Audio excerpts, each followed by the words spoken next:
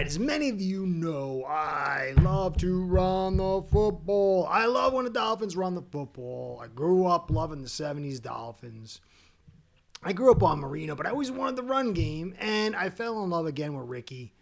But we didn't really have much of a run game. A little bit of the Ricky Ronnie era, but it wasn't hot to trot like I like.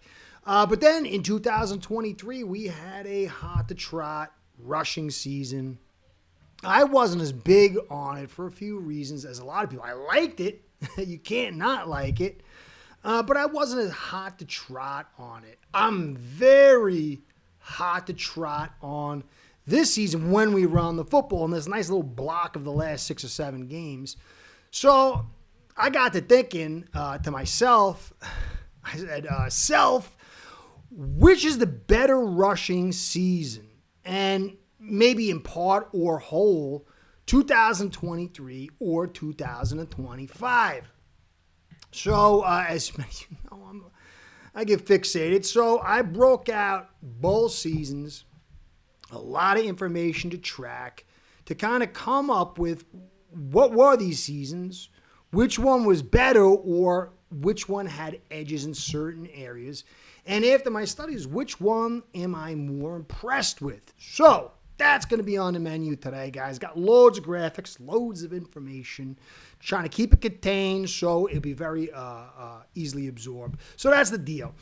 So please like, subscribe, comment, and view. All that stuff keeps Curtis in the biz. I like to stay in the biz. My sponsors, they love that stuff. Feed them, feed the algo gods, and Curtis stays doing his thing. So I appreciate that if you can help me in that direction. So let's get into it. Before I get into it, though, look, I understand. I grew up in the 70s and 80s, and that was, serious run time.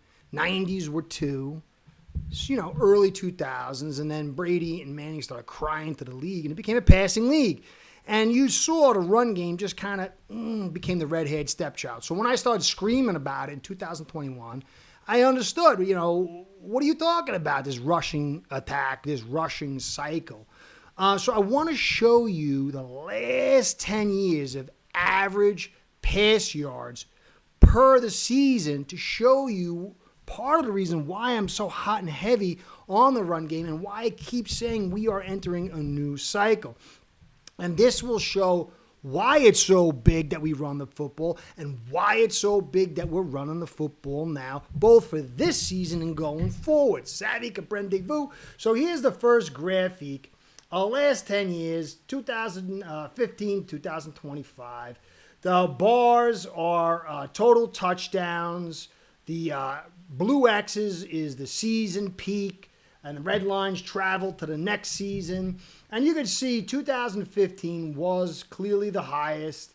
It was just under 260 yards per game on average. Took a little drop to around 258 or 59 in 2016. 2017 took a major drop to the 240 range, but it bounced quickly back to the 255 range in 2018. Little drop 2019. And then 2020, it raised a little bit. But when you really look at it all, everything from 2015 to 2020, besides that 2017 season, was a general range.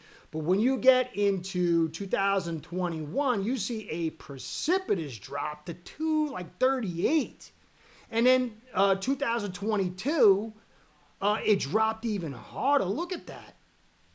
Which kind of says it's pretty amazing what we were able to do with the pass game in that year. Bounced a little bit in 23 when we had a great rushing season. Then it dropped again, 24. And now look how much it's dropped in 25. It's not the end of the season. You can see the touchdowns, total touchdowns. You can see they fluctuate up and down. You see right here, it's about 2025 5 touchdowns, just a little bit under 250. So it's on pace to be probably one of the lower ends. You got 4 games left, but it's still going to be a low end. But that's not really the big deal because touchdowns come around for so many different reasons. But the yards, Look at that, 227 on average. And so the league has taken a major step back in the pass game. We have to go through the whole offensive output. I think that would be a good study. But clearly, this run game is becoming more important. I've done the rush attempts, how if you're in the top 10 of rush attempts, you have 90% to not have a losing season. That goes back at least 2023, I think, maybe 22. And if you're in the bottom 10, the same time, you are about 80 to 90% to have a losing season. So the league is moving to pass balance. The pass game is not the same. It's not that the run games have exploded, but there's stuff that comes out of it, and clearly it's an important fixture. We can get into the postseason and look into that going forward, but let's get into the 2023 versus 2025 season, kind of show which one is better, and maybe there's no clear cut, but which one of these brings something to the table, a little different, more impactful, and maybe ultimately there is a clear-cut winner. We'll see. So here's rushing attempts. Attempts, as I said before, is a major indicator to success and failure. Now, the orange is 2023. The blue is 2025.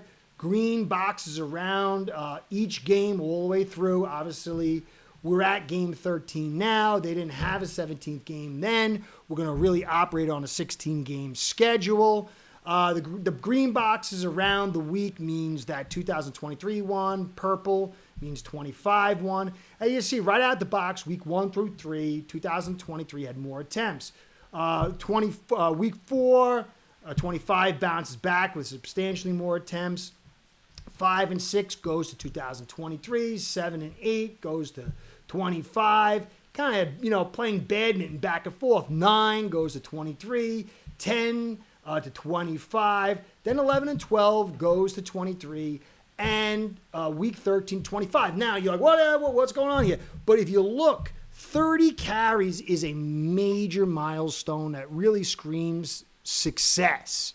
If you're rushing the ball 30 attempts, there's a major indicator you're one, either because you've passed so much, you've gotten ahead, or you've just dominated the game in time of possession. One way or the other, 30 carries is usually a great sign for victory.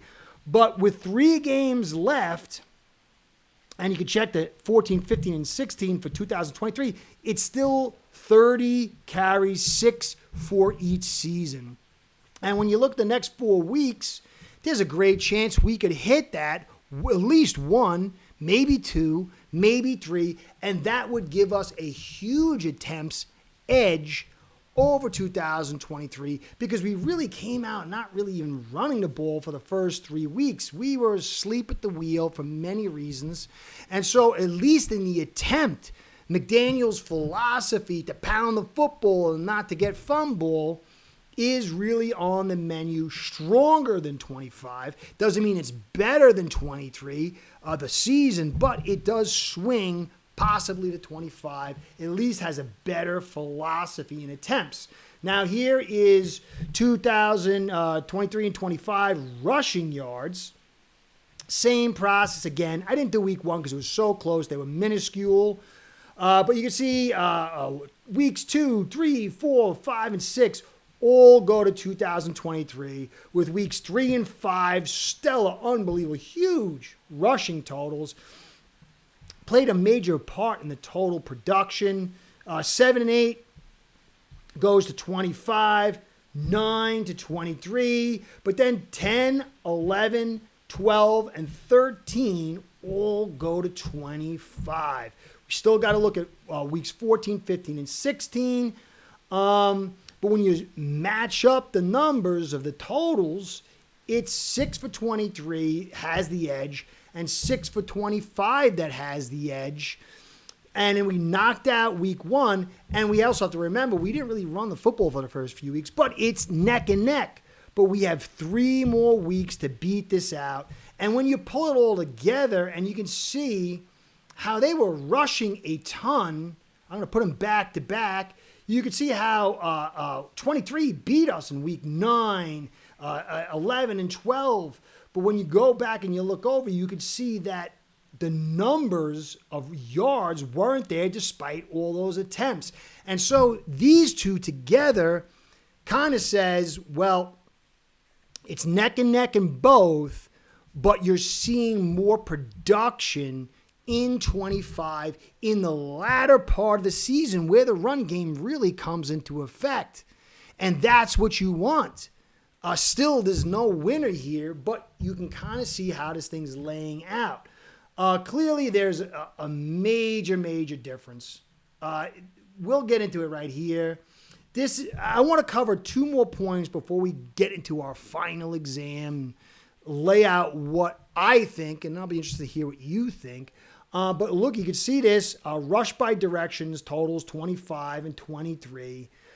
Clearly, if you look at the purple boxes, 23 has so much in the grand stats that 25 cannot compare, doesn't have a chance to compare. The only ones really that 25 has a chance to compare is yards after contact, the orange box, and then yards after contact per attempt, which is the green box. Yards after contact per attempt is the only thing it has better than 23, and that's by like a small smidgen, a 0.01%. So it's really nominal, almost nothing. But you look at the attempt difference, 468. Obviously, you're going to get a bunch of attempts. Maybe you get 30 attempts for the next 3 games. That would be 410. You would still be less than 23, 468, 320 to 468. 1,580 yards to 23, 49. It's going to be hard to get that. Maybe 4 games, maybe. I don't know. Yards per attempt, very close, 4.9 and 5.0. Touchdowns, we're not getting 27 touchdowns. That was the year Mostert had, I forget how many, had 23. 11 to 27. First downs, we might be able to get to that. It's 85 to 119. 10 plus yards, 46 to 67. I know that's going to be pretty hard, but you never know. But if you look, for me, a major important key is running inside, pounding it out so you get play action, so you have a diversity of looks. And if you notice, 23 and 24 had different defensive looks. I've talked about it compared to this year. Why? You can see right here, fact that we really missed running the ball the first 3-4 weeks. But if you look at the purple box on both sides, with 3 games left, you've got 146 attempts in that A and B gap compared to 175. Now, a lot of those carry differences. Look at that. On the bottom under 2023, we had 84 rush attempts around the left end, 79 around the right end. That's 163 rushes on the deep ends, where conversely this season, we only have 91. And that's a big deal because it's forcing defenses to kind of respect this interior. And I've talked about how when you run in that A and B gap, you're giving body blows. 2023 was a headhunter season, knockout artist, but it doesn't work as well in bad conditions. It doesn't work as well against some better teams because they're able to stop, and you can see how the better team stopped us. But this year, we beat Atlanta and we beat the Bills, and that might have been 2 of the best victories if you look back to 2023. I don't think there was a better victory. I'm trying to remember. But we had maybe 1 real good victory. We're on 2. I guess Dallas. I'm not a big fan of Dallas that year. Was that? Yeah, that was 23, right? So while the numbers clearly side to 23, there is some undercutting of the body blows, the yards after contact, working on the interior. And I think that's probably why I like it better. And maybe if McDaniel had been able to or chose to put this style into effect a little bit earlier, maybe these numbers would be near parallel or more. Clearly, 2023 is an amazing season. Huge impact, explosion, massive games. But it's a different unit. Think about it. You had Tehran, good portion of the season. Connor, maybe half the season. a decent portion of the season for Hunt.